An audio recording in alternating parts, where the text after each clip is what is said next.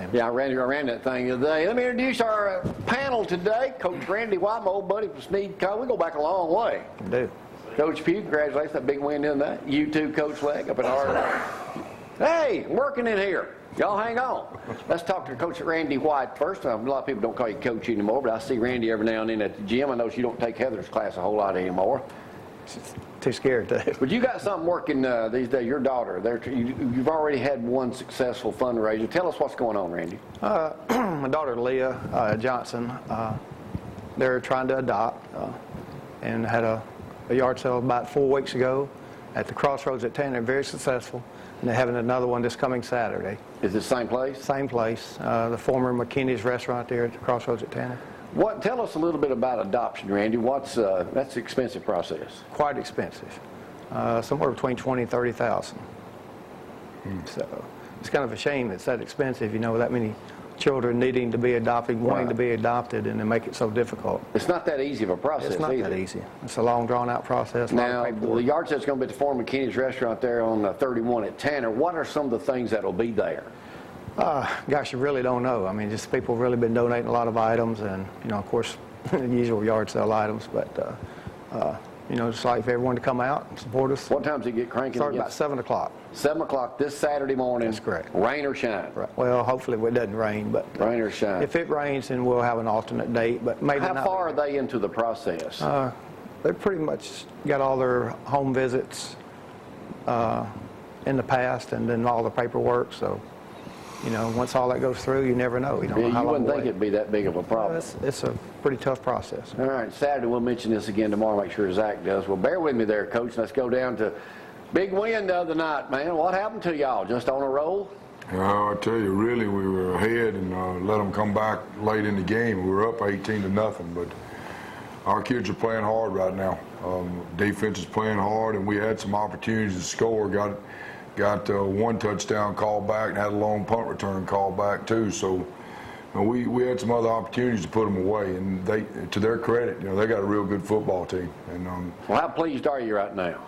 Well, you can't get too pleased. That's what we try to tell our kids. Don't be complacent right now, because you know, they've got a chance to do some things that's never been done at East Limestone. And you know, the big thing is we want to improve going into the playoffs, because we match up with a tough region. So it's going to be tough for us on down the road. What do you got coming up for the rest of the season? We play Lawrence County this week, and then next week we have West Point, who's got a good football team. They lost last week for the first time, and we play Clint and them at Ardmore, who they're getting better each week and winning. So we finish the year at North Jackson, so it's not going to be an easy road to get through the rest of the season. But you're extremely pleased right now. Well, I'm pleased in the last two games because of the quality of the last two teams we played and how we played defensively to hold those guys, you know, to 3 touchdowns between both of them. And you know, when we did what we had to do, we didn't throw the ball in the second half of either game. We had no passes in the second half of Athens or Russellville. We just came out and ran the football. And the doors are still open at East Limestone, despite Dennis Black not being there. Yeah, I think he's disappointed in that. All right, Coach, let's move down the line here this morning. Nice hairstyle this morning, too. You coming in this morning. Got that bedhead look kind of going on. Yes, sir. I'm big on hair. Yes, sir. Congratulations on winning your second game. What do y'all got this week? We got Johnson at home. I mean, it's homecoming at Ardmore, and hopefully we can play a little bit more physical brand of football, cut down on so many mistakes that we're making, and hopefully come out there with a win. Do you know the parade times and all that for Friday? Well, today it's at 4 o'clock, going through the downtown Ardmore, up around the Tennessee side, circling back around by I know some of Coach Pugh and Coach White's favorite place, the old Fox Theater. Yeah, stop in there. Saw my first X-rated movie there. Do not tell that. Let me tell you what it was. 1969, had to borrow an ID to get in. Midnight Cowboy with John Voight was rated X when it first came. I'm not kidding. Then it won Picture of the Year, I believe, in 1970 or 71. That's what I saw. 2 victories in a row. Got to be feeling good. Well, I mean, we're trying to get better. Kids playing okay? Fair. Not as good as they should be, but hopefully we'll figure that out soon. We got a lot of hurt right now. That hurts us. Been able to sub and play kids that's not ready to play. All right, let's talk about Alabama. We got waxed the other day. Should have won it, but hey, we're tired of hearing that. This weekend, let's go through the games. Alabama, Arkansas. Oh, Alabama.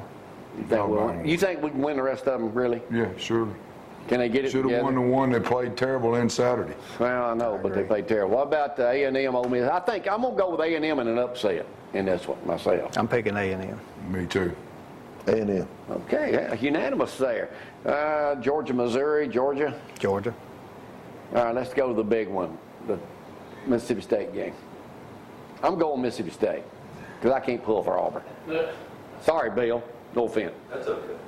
Even though I think Auburn probably win, I'm going to go with Mississippi State. And?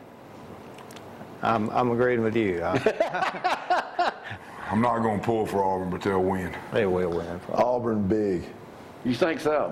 Yeah, they'll. I mean, I think Auburn will beat them too, but I just ain't going to pull for Auburn. All right, guys, thanks for coming up. Don't forget the yard sale. We'll mention that again tomorrow, coming up down at McKinney's old restaurant right there on 31. Starts at 7 o'clock. Good to see you. Me and Randy go back a little ways, back to like 1972. There you go. Yeah, there you go. I was just a kid. Let me take a break, come back with Mr. Bill Matthews. Y'all hang on.